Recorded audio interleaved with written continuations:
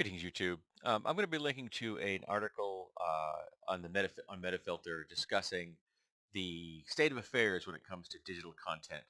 Recently, Audible decided to make some decisions about books you own, which essentially means you don't actually own the books. But of course, a lot of digital media that people think they own, they don't. They are essentially renting it, and you only hold it so long as the people that are renting it to you desire you to have access to it.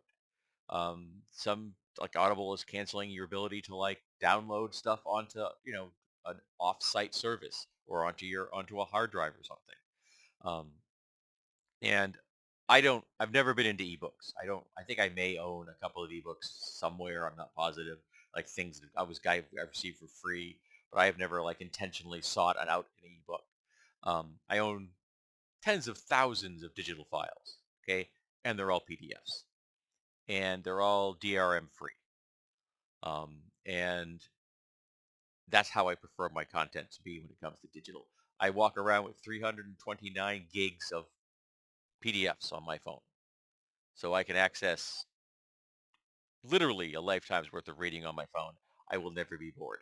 Um, and I find it very comforting knowing that I have access to this wherever I want to go. I have a 1 terabyte uh, memory card on my phone. And this is the Samsung S20, which is the last S20 series that they made that you could actually put an SD card into. After that, all the other models don't have that feature. Like my wife has an S25, and that doesn't have that option. Um, and it's also one of the reasons I own physical books, like you see the books behind me, and the books that are in the other 20-something bookshelves that are in our home. Um, and I don't keep all my books, just like I don't keep all the videos I make here on YouTube. Some of them I just delete when I'm done because this is as much a performance art piece as it is me having a daily hobby. Um, it's something I do and then I move past it and I go to something else. Even though the things I say are heartfelt at that moment, I change over time. I know that there are videos I made a decade ago that I no longer agree with. They're still out there. I'm not removing them. The only people who have removed videos from my site has been YouTube because they said I was spreading disinformation when in fact I was not. Um, but that's one of the reasons I also have a large collection of DVDs and Blu-rays. We have thousands of movies and television shows, discs, in my collection. And there are places that you can look at things online, streaming them without having to interface with any of the services out there. You know where they are, so you can go find them. There are places you can access books, and there are times that you can only access books through in unconventional means, and usually in a PDF format. But sometimes you have options of finding them in other types of formats if you want. Um, Again, I'm just seeking out the PDF, so whatever other formats that are available, it doesn't really interest me much. Um, and sometimes that's the only way you can own a book. There are things out there that are just not available anymore. They are out of print. They're never going to be back in print. Uh, and the collection community is going to be outrageous, when it comes to trying to get a physical copy. So sometimes the only way you're going to ever look at something is to go out and find a digital copy of it. Um, and if you look hard enough and you look in the right places, you can do that. And I have no problem with that. I have sought out companies and given them my money because I was able to find something that they produced somewhere else and read it and said, hey, you know something? These people are cool. I want to give them cash. And then went out and filled out my collection of their stuff. This is not a permanent solution because hard drives and will degrade over time. SD cards will probably, physical memory will degrade over time, where the technology to read it will become less uh, readily available. So there is no known way to permanently preserve data.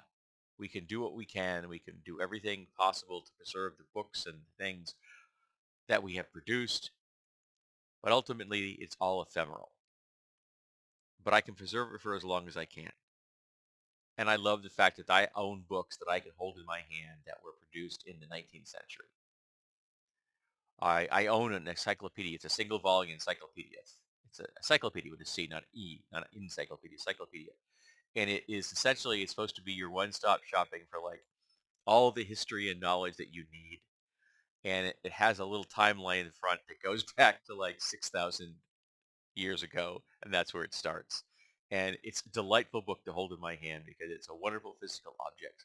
It's beautifully produced. It's in excellent condition, and I will own it for the rest of my life, and someone will probably pick it up at an estate sale after I'm gone. And I'm hoping that they hold it in their hand and they value it for what it is, even if the data in it is woefully out of date and quite possibly completely wrong. It is still a physical thing that has gravitas and importance to me. And I'm hoping someone else someday will feel the same towards it. Store your data off services if you can. Find it in places other than the standard places, standard service providers out there. Put it in multiple spots. If you love a book, have a physical copy, have a digital copy. Carry it around with you if you want. All right? Give give it to people that you love. Share these things directly and through the kinds of places that you know you can find things in. Because let's face it, if you spend even a few minutes, you're going to find just torrents of data out there. Um, so yeah, own your stuff as best you can. Try not to interface with those services that are going to dick you over by telling you that, well, we've changed our services and we decided that you don't really have access to that anymore. Because that can happen to an ebook. The person that actually holds the copyright can just say, I don't want this for sale anymore, and just yoink it off your device. They have to refund you, otherwise that's called fraud, but they could still take it away from you and you lose access to it.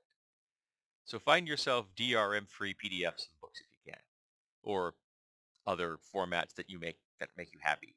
I think there's a comic book specific format out there, though I can't remember what it's called.